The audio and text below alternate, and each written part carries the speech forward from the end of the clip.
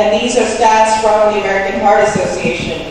Heart disease results in 1 in 3 deaths. Yes, 1 in 3 deaths is resulting from heart disease, but only 1 in 31 is resulting from breast cancer.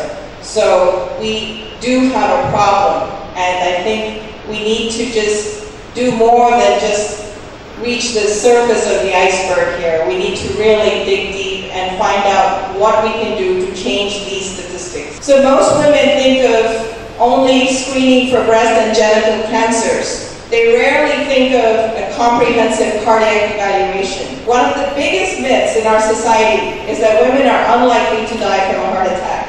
And this has infiltrated the fabric of our culture, our media, and we are familiar with the Bollywood themes of the image of the male actor clenching his chest and falling to the ground with a heart attack. And you never see a woman depicted in that role. And the truth is that it's more women that die of heart disease. In fact, these are again stats from American Heart Association. Since 1984, more women have died each year from heart disease than have men. And an estimated 43 million women suffer from this disease in the US.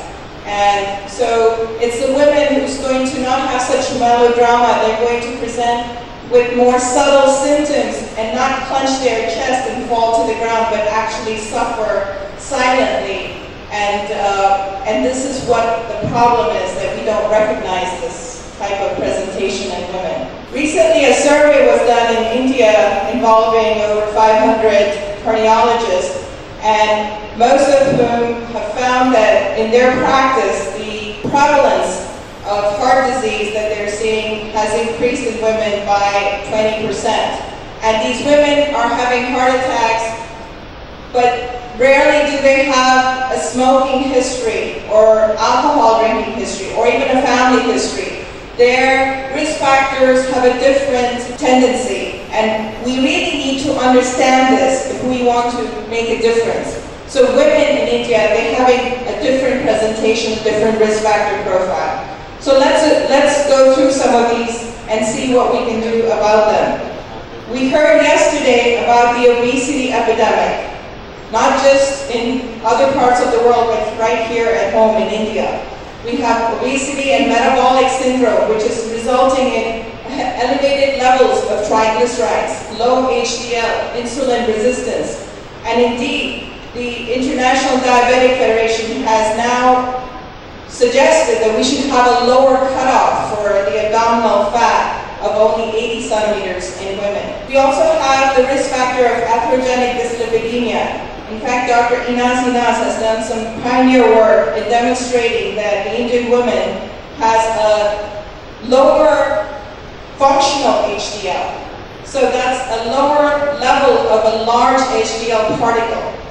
And also their total cholesterol to HDL ratios are abnormal. They have very high levels. We also find a poor diet and lack of physical activity as being a significant risk factor for women in India. Diabetes levels are going up, and this confers a very high risk for heart disease in women, and this is also being seen in younger women. So we're having heart disease in younger women in India than we have in the United States. Hypertension, and then last but not least, the stress level for women in India is tremendous. And we heard yesterday about the mind-body connection. I think this is really valuable, and we really need to emphasize this in India. So many of you are familiar with the atherosclerosis timeline, and I will emphasize that there is no gender bias. Women have this same atherosclerosis timeline, which often we fail to recognize. What we have found, and what Dr. Inaz and others have suggested, is that women have this atherogenic dyslipidemia. And by this I mean they have a very atherogenic HDL profile, which is a small dense HDL. They have increase in small dense LDL particles. And all this results from the increased triglycerides and the insulin resistance that they are experiencing because of the metabolic syndrome, the diabetes, the obesity that is prevalent in the women here in India. I want to share with you a typical case and see what you think about this. We have an Indian woman, 45 years of age, type 2 diabetes, hyperlipidemia, on treatment with metformin and atorvastatin, has a good diet and exercise program. After 3 to 6 months, you find an A1C of 6.9 and a waist circumference of 110. We already learned from the IDF that this is considered obese, according to the IDF. It's more than 90 centimeters. So how would you treat this case? Would you do anything different? Is there an increased risk that we need to worry about? Well, let's look further. The total cholesterol is 210, LDL of 130, triglycerides of 250, HDL of 30, non-HDL of 180. Most physicians will look at this, and I've seen this in my experience in the US treating Indian patients, that they have been told by many physicians that their cholesterol is fine, their levels are normal. But if you look deeper into this profile, you will see that it's not just the normal, quote, normal LDL level of 130, but you have to look further at the non-HDL. The non-HDL portends a story that is much more valuable often than just the LDL. And if you look in this case, you would see that although the LDL of these two patients are similar, 130 in the first case and 130 in the patient in the second case, but you will see that they have completely different risk profiles. And you notice that the second case has many more ApoB particles, which are considered to be atherogenic, and they are attached to each of the atherogenic particle, which is the small, dense LDL particle. So indeed, we do have to look further than the LDL when we treat women. We have to look at their non-HDLs, and also we should look at their small, dense LDL particles.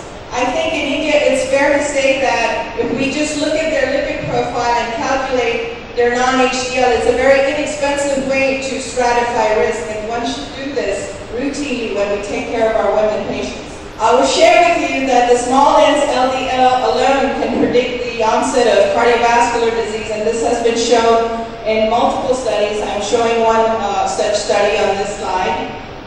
Again, the non-HDL cholesterol in a recent meta-analysis has also been documented to be a valuable indicator of increased risk, perhaps more than just the LDL alone. So this is another very good reason why we should look at the non-HDL cholesterol when we treat women. So, in summary, what can we do to protect women from the tsunami of heart disease in India? Well, certainly we need to increase their awareness of risk factors. And this is not just knowledge of risk factors. We need to provide access to appropriate screening for these risk factors. And we need to provide evidence-based management of risk factors. And just increasing the awareness of risk factors are not enough. We also need to make both women and men aware that their symptoms are going to be different than men. So what we call atypical is actually typical for women. And we must emphasize to women that they should seek help when they experience extreme fatigue, shortness of breath, symptoms of indigestion, breaking out in a cold sweat, or even vomiting, dizziness, or lightheadedness. In the presence of an appropriate risk factor profile, this may actually signify a need for immediate attention, and I think we need to do our job to educate both our colleagues as well as the patients at large. And last but not least, we will need more randomized clinical trials on appropriate strategies for prevention. Indeed, in the US, this has become a major bone of contention. Most of the randomized clinical trials have not included enough women, have not randomized enough women. So we do need to have more data before we can make very concrete guidelines on what to do for women. Thank you.